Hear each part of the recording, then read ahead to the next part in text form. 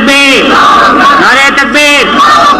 தப்புரை கொடுக்குற மாதிரியா? கத்தி கொடுக்கறது போல்டா கொடுக்கலாம்ல. என்ன பண்ணி போறேன்? புடிச்சா போறேன். கட்ட முதலமைச்சர் வைக்க சொன்னா வச்சுக்கிறோம். என்னமோ டபுருக்கு வைக்கிற மாதிரி தட்டுல வாழ்னு கொடுக்கறது முடிவு பண்ணிட்டோம். அது போல்டாவே கொடுத்தா என்ன ஆயிட போகுது? ஒன்னாக போறது இல்ல. ஏன்னு கேட்டா நம்மள போட்டு போயிருமே. கத்தி வச்சுக்க சொல்லிட்டு இருக்காரு எங்க ஊர் முதலமைச்சர். நான் வச்சிருப்பேன் எங்க நம்ம நான் கிளீனா வச்சிருப்பேன். கையில கட்டிட்டு கோர்ட்டுக்கு போவேன். ஏன்டான்னு கேட்பாரு. என்ன பிளாக் ஸ்வாட்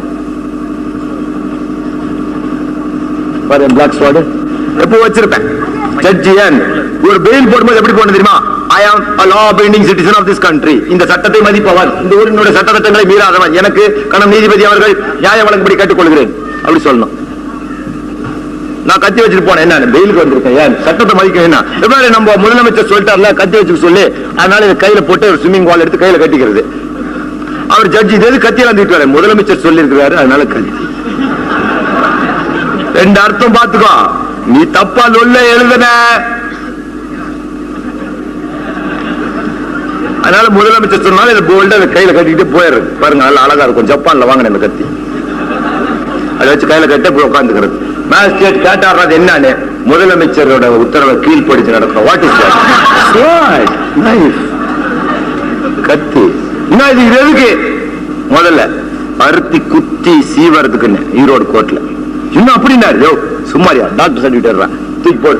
எனக்கு அல்சர் இருக்குது, ஒரு ஆப்பிள் எடுத்து சீவி அறுத்து குத்தி திங்க வச்சிருக்கிறேன்.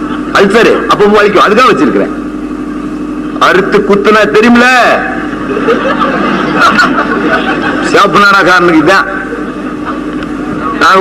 கத்தி கொடுக்கிற தபுருக்கு வச்சு கொடுத்த மாதிரி வீர வாழ்ற அழகா எடுத்து கொடுறா. போருக்கு புறப்பட்டு போருக்கு வாழ் தேடுவதுதான் இஸ்லாத்துக்கு தேவையை தவிர புள்ளைக்கு மாப்பிள்ளை தேடுவானா? சாலிகான புள்ளை பாருங்க. நாம் ஏட்டா போருக்கு வாழ் தேடுறவன்ட்ட போய் கொஞ்சம் சபராலியா பேசுங்க பாபா, சாந்தமா பேசுனா. நாங்களாம் நல்லவங்க பாபா, எங்க ஊர் ரொம்ப அமைதியான ஊரு. அப்ப எனக்கு அந்த ஊர் வேண்டாம். எனக்கு கொஞ்சம் அடாவடியான ஊர் தான். I am a sportive man. I am not I don't want to waste my life. அல்லாஹ்வை எவன் பேசினாலும் குர்பான் தான்.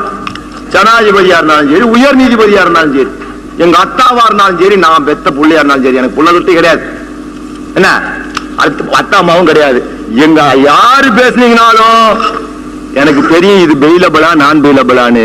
அதை பத்தி கவலையே இல்லை. இனிமேல் எங்க ரசூல்லாவை மேடை போட்டு பேசுனீங்கன்னா அல்லாஹு அக்பர் நாரே தக்பீர்னு போட்டு. ஆமா, இது என் திருக்குரானின் மீதானை. அல்லாஹ் நான் முனாஃபிக் அல்ல, சொல்லொன்று செயலொன்று கொள்பவன் அல்ல. நான் சொல்லி அதை செய்வேன், செய்ததைத்தான் சொல்வேன்.